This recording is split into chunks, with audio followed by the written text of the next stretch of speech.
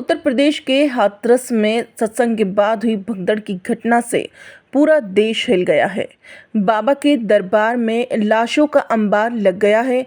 देखते ही देखते पूरा परिसर शमशान में बदल गया।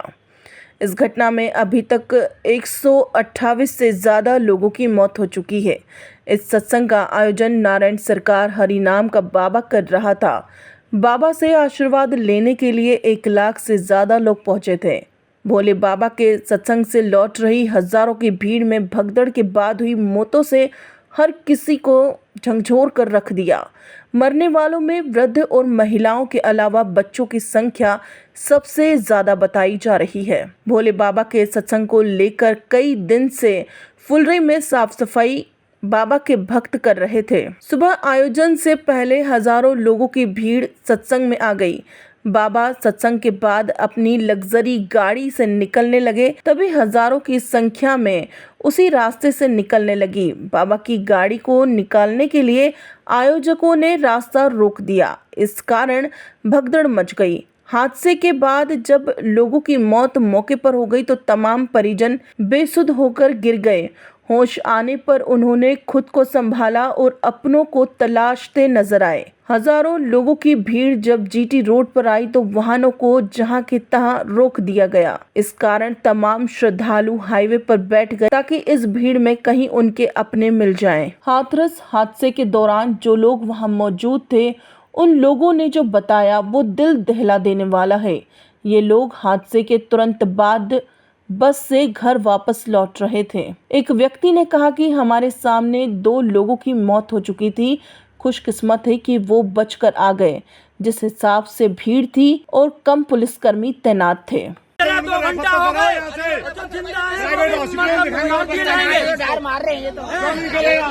भी व्यवस्था नहीं है इनके पास। पुलिस प्रशासन की जिम्मेवारी के हिसाब से ये इतना कांड हुआ है। पुलिस प्रशासन ने एक रोड जो बंद था, जाम लगा हुआ था रात 11 बजे से, वो जाम खुलवाया पुलिस प्रशासन ने और उसकी वजह से ये दुर्घटना हुई। 100-150 चले गए। लगभग कितने लोगों की मौत हुई? कम 100-150 आदमी चले गए यहाँ से, 200 के लमसम चले गए। और ये अभी तक कोई लाइट नहीं, कोई एक डॉक्टर थे, बाकी के कोई नहीं। उनको आगे को अप्लाई नहीं कर रहे, उनको एग्रीमेंट नहीं अभी तक कोई दे पा रहे, तो क्या करेंगे? हॉस्पिटल में 2 घंटे में बताइए हमने कैच के लाया, इनमें सांस चल रही है। जान है वो नहीं खत्म हो रही है। ना दरोगा ना मंत्री एसपी कोई नहीं है यहाँ पर। नहीं कोई ऑक्सीजन है, कोई ड्रिप लगा रहे, कोई सीरियस होगा उस पर ड्रिप लगा दे तभी बच जाएगा। लगभग कितने लोगों की मौत हो चुकी है यहाँ पर? प्रत्यक्षदर्शी ने बताया कि जब सत्संग खत्म हुआ तो बाबा से मिलने के लिए महिलाएं उनकी गाड़ी के पीछे दौड़ी, जिसके बाद भगदड़ मच गई। बहुत ज़्यादा भीड़ और गर्मी थी। लोग जल्दी बाहर निकलने के चक्कर में भागने लगे। मिट्टी भी गीली थी, कीचड़ था, कई लोग फिसल गए। अगर प्रशासन मुस्तैद होता तो हादसा टल सकता था। ज्योति, क्या हुआ है? कितने लोग इसमें घायल या डेथ हुई? बहुत लोग थे। क्या पूरा हुआ कैसे घटना ये? हम सत्संग में गए थे, साल थी, वहाँ पर बहुत सारी भीड़ हो रही थी। अचानक सत्संग खत्म हो गया, वहाँ पे बहुत सारी भीड़ हो रही थी। रास्ता जहाँ हो रहा था करने के लिए जगह नहीं थी, तो एक दूसरे हम खेत की तरफ से निकल रहे थे। वहाँ बहुत सारी बाइक खड़ी थी और मैं मम्मी देखा रही थी, तो अचानक ही धक्का मुक्की हो गई। जगह नहीं थी पाँव धरने की, तो अचानक ही बहुत सारे लोग उनके नीचे डर गए। उनकी तो मौत हो गई। मेरे साथ आई थी मम्मी की ऐसे हालत थी।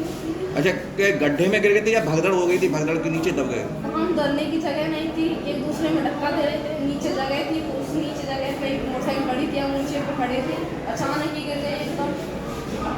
अचानक ऐसा क्या हुआ जो भगदड़ हो गई? लोग थे। ऐसा क्या हो गया जो भगदड़ हो गई? मिसाल सच बोलो, आप सत्संग खत्म हुआ, जब जनता जा रही थी तब ऐसा हुआ। सबको लगने की पड़ रही थी। अच्छा, कितना बेटा कितने लोगों को ऐसा लगता घायल हुए या डेथ हुई? बहुत सारे लोग थे। बहुत सारे लोग हैं इसमें। क्या हुई थी? अरे एक भीड़ थी, वो एक दूसरे के ऊपर हो गए बच्चे। आपके साथ कितने लोग आए थे? पूरी गाड़ी भर के आई थी, कमेटी आई थी, जयपुर की कमेटी आई थी। कितने लोग थे गाड़ी में लगभग? अरे हम गिनती ना है, पूरी गाड़ी, बड़ी गाड़ी भरी थी पूरी। बस थी? कितने बजे आ गए थे आप लोग वहाँ पे? हम लोग तो 9:30 बजे आ गए थे, पंडाल में 10 बजे आ गए थे। अच्छा, पंडाल 10 बजे। क्या घटनाक्रम हुआ, क्या है तो जानकारी तो है? समापन के बाद में भीड़ एकदम से सब निकली, कूद पड़ी। एक दूसरे के ऊपर सब हुई है। अच्छा, भगदड़ से मच गई, कुचल दिया एक दो को। अच्छा, तो उसमें बच्ची आप घटना में कई लोग घायल हैं, उन्हें अस्पताल ले जाया गया। हाथरस के जिला अस्पताल में मौजूद आखिर ये बाबा हैं कौन, क्या है बाबा की कहानी, चलिए जानते हैं। सूरज पाल है बाबा का मूल नाम। 1990 में छोड़ दी थी पुलिस की नौकरी। भोले बाबा का असली नाम सूरज पाल है। वह कासगंज जिले के बहादुर नगर में मूल निवासी हैं। सूरज पाल ने साल 1990 के दशक में अंत में एक पुलिसकर्मी के रूप में नौकरी छोड़ दी थी और प्रवचन देना शुरू कर दिया था। बाबा ने सत्संग करना शुरू कर दिया। सूरज पाल उर्फ भोले बाबा की कोई संतान नहीं है। सत्संग में बाबा की पत्नी भी साथ रहती है। वह अनुसूचित जाति समुदाय से आती है। बहादुर नगर में आश्रम स्थापित करने के बाद भोले बाबा की प्रसिद्धि गरीबों और वंचित वर्गों के बीच तेजी से बढ़ी और लाखों लोग उनके अनुयायी बन गए। वहीं घटना को लेकर सीएम योगी आदित्यनाथ ने कहा कि घटना बेहद दुखद और दिल दहला देने वाली है। स्थानीय आयोजकों ने भोले बाबा का कार्यक्रम आयोजित किया था। कार्यक्रम के बाद जब सत्संग के प्रचारक नीचे आ रहे थे, अचानक श्रद्धालुओं की भीड़ उन्हें छूने के लिए बढ़ने लगी और जब सेवादारों ने उन्हें रोका तो वह हादसा हो गया। सीएम योगी आदित्यनाथ ने कहा कि इस मामले की जांच के लिए हमने एडिशनल डीजी आगरा की अध्यक्षता में एक टीम गठित की है। उन्हें विस्तृत रिपोर्ट देनी है। घटना के मद्देनजर राज्य के मुख्य सचिव और डीजीपी वहां कैंप कर रहे हैं। राज्य सरकार के 3 मंत्री चौधरी लक्ष्मी नारायण, संदीप सिंह, असीम अरुण तीनों घटनास्थल पर हैं। मंडलायुक्त तो अलीगढ़ को शामिल करते हुए एक टीम बना करके उन्हें अविलंब रिपोर्ट उपलब्ध कराने के लिए कहा है। घटना को देखते हुए प्रदेश के मुख्य सचिव और डीजीपी वहीं पर कैंप कर रहे हैं। प्रदेश सरकार के 3 मंत्री चौधरी लक्ष्मी नारायण जी से संदीप सिंह जी से असीम अरुण जी, ये तीनों लोग वहां पर घटनास्थल पर ही कैंप करके घायलों को उपचार आदि की व्यवस्था में लगे हुए हैं। आदरणीय प्रधानमंत्री जी ने भी और आदरणीय गृह मंत्री जी ने भी इस घटना पर अपना गहरा दुख व्यक्त करते हुए शोक संतप्त परिजनों के प्रति अपनी संवेदना व्यक्त की है और भारत सरकार ने भी और राज्य सरकार ने भी मृतक के परिजन को 2-2 लाख रुपए की और गंभीर रूप से घायल परिवारों की नागरिकों के लिए भी 50-50 हजार रुपए की सहायता की घोषणा की है। राज्य सरकार इस पूरी घटना की तह में जाएगा। यह हादसा है या साजिश, यह भी हम इसकी तह में जाकर के इसको देखेंगे।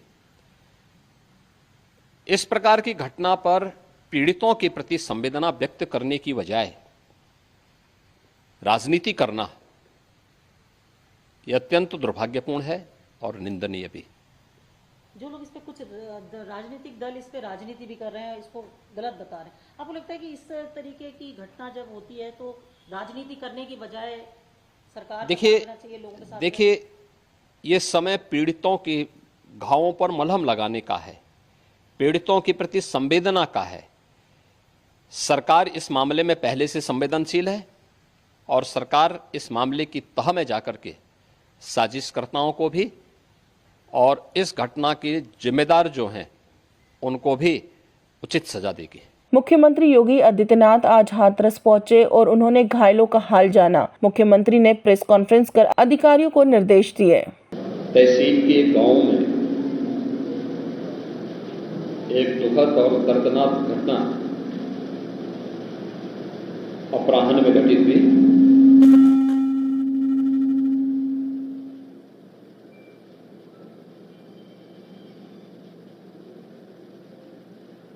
इस पूरी घटना के तह तक जाने के लिए शासन स्तर पर हम लोगों ने कल भी जो व्यवस्था बनाई थी, लेकिन प्रथम दृष्टया हम लोगों का यह था कि पहले राहत और बचाव के कार्य को आगे बढ़ाया जाए।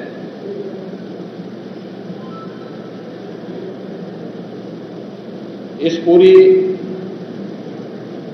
जो अभी हादसा है, इस हादसे में 121 श्रद्धालुओं की मृत्यु हुई, जो उत्तर प्रदेश के साथ साथ हरियाणा, राजस्थान और मध्य प्रदेश